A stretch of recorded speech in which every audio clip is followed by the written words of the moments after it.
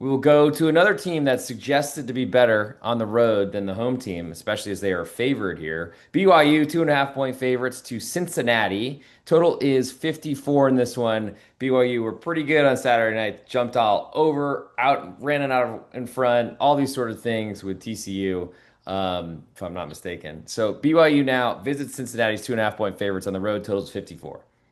Yeah, and you know what? A couple of these teams have got a lot in common. Georgia Tech, Pittsburgh, and Oklahoma, they all control their own, or Oregon as well. They all control their own, and USC to a certain extent. They all control their own destiny. If they win, they continue to build a case for, at large. I mean, BYU, especially with what they have in they got a shot to get to the Big 12 title game and play Texas Tech. And that's huge. They control their own destiny, and that's all you want. With the win here, they essentially lock up the Big 12 title game because they'll be playing UCF at home.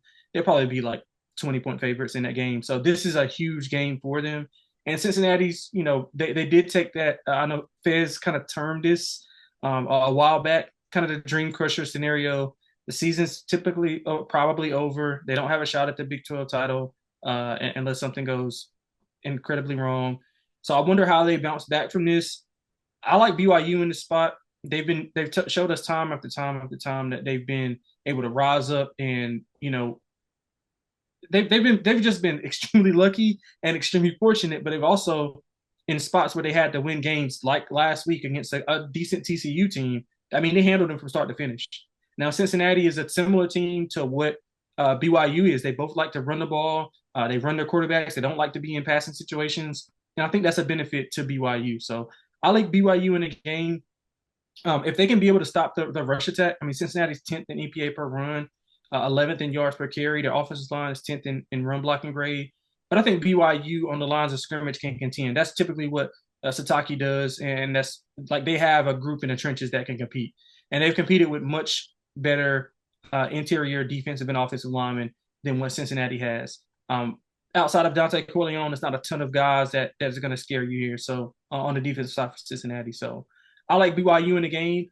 I think it'll be close. Sorsby's legs will be huge in this game. So BYU, if they can keep everything in front of them, don't let a lot of explosive things happen on the ground, I think they'll win this game by 4 or 5 points. So Cincinnati, two straight losses, one with a bye week in between. So it's hard to say that they were really just completely let down. But a loss at home to Arizona, not great. No one uses the transitive property to handicap things in the world. BYU won at Arizona. Arizona won at Cincinnati. But my question is more about the numbers that BYU has seen this year. I mean, really small favorite at home to TCU, and they're up 21 nothing. I think when the game finally switched to being on television. Yes, a loss to Texas Tech, who looks like a world beater so far, at least the favorites to win the Big 12. But no other losses on the schedule that I can see. They were a home underdog, though, to Utah in the Holy War, won that one straight up. I'm curious, just based on why the market hasn't believed in BYU all season, because it feels like the numbers have been very cheap for a team now with a 12 next to their name. Yeah, simple answer is they are losing a lot of box scores. A lot of the games that they've won, I can think of one of the games that I was on, the Arizona game. They probably shouldn't have won. They lost the box score there. They were at ECU, kind of got fortunate there on the road.